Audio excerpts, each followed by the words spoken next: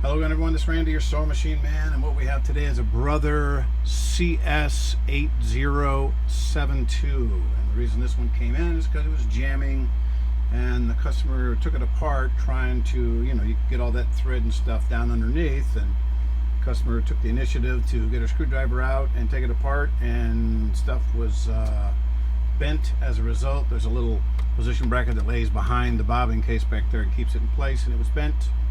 And the bobbin case had spun out, and of course the needle had hit the bobbin case. And on these machines with the drop-in bobbins, if you misthread them one time, or if you use heavy thread one time, or if you take off sewing and you inadvertently have the presser foot up, that's why a lot of times these machines have a built-in beep system. So, and they'll give you an error code. You cannot, a lot of these machines, you can't take off with the presser foot up, or that will destroy the machine. That's why they have that fail-safe pin in there, built in. Don't step on the gas with the pressure foot up. Beep beep. You'll hear I don't know if this one does it or not. It might. Yep, it tells you don't start sewing with the pressure foot up. What'll happen, the bobbin case will spin out, and when it spins out, it sits in like this, and the needle comes in right there. It comes right down. Now if it jams, this will spin like this in its setting. The only thing that holds it in place is a magnet that holds this in place. There's a magnet underneath it.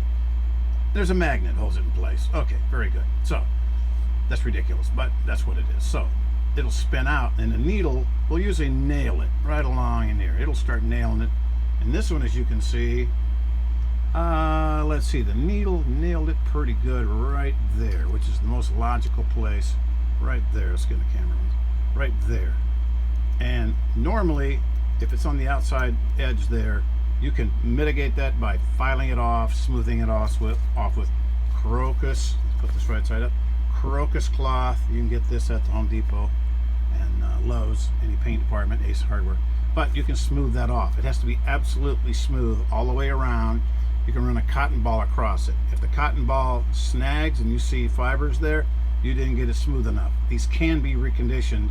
I can recondition just about all of them, unless the let's see if I have one to, unless the needle has come down and nailed it right, well, this one right here, if the needle has hit it and there's a gap on the side there, you can't recondition that. You'd have to put epoxy back in there and polish it out, and that's a whole lot of work. But if you're at home and one of these happens to you, now a lot of times there'll be a chunk come out of them. These plastic things will just, there's a big chunk that just came out of that one.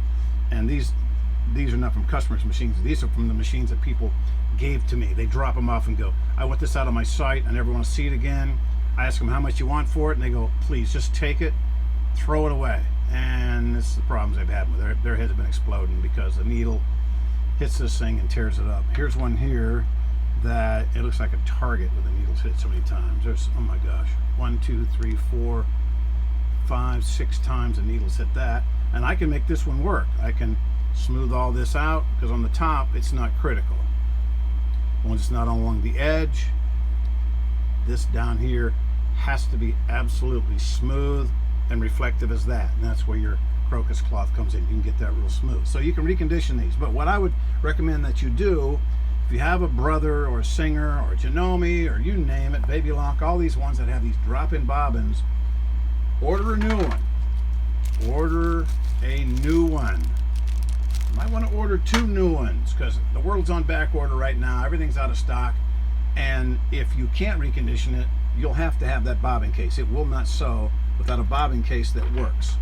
And you can get it going, get it over the hump, and oh my gosh, it'll make your head explode. But you need a bobbin case that works. So if you have any of these machines with the drop-in plastic bobbins, you're going to have an extra one in escrow, and I would order it today. Some of the machines have more robust bobbin cases. They're nice and thick. In this area here, they're thick.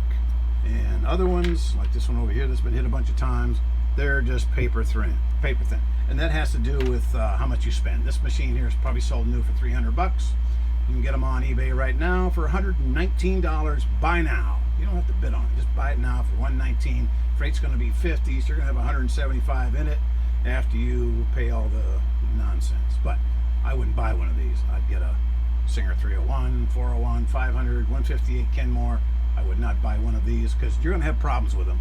Just a matter how soon you have the problems and how anybody is going to be able to fix it. So be sure when you thread these, you raise the pressure foot up, go through your threading, lower the foot, test, always test, raise it, test before you lower, and make sure your thread pulls easily.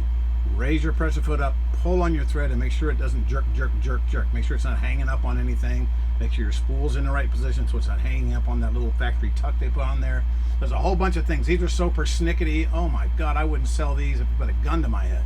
But people buy them because they trust these manufacturers aren't going to rip them off. Well, I guess again, they'll work for a little while, but a $300 machine, that's what you're going to get, a $300 machine. Now, if you buy a good used $300 machine, you might find yourself buying a prize that's worth $1,000.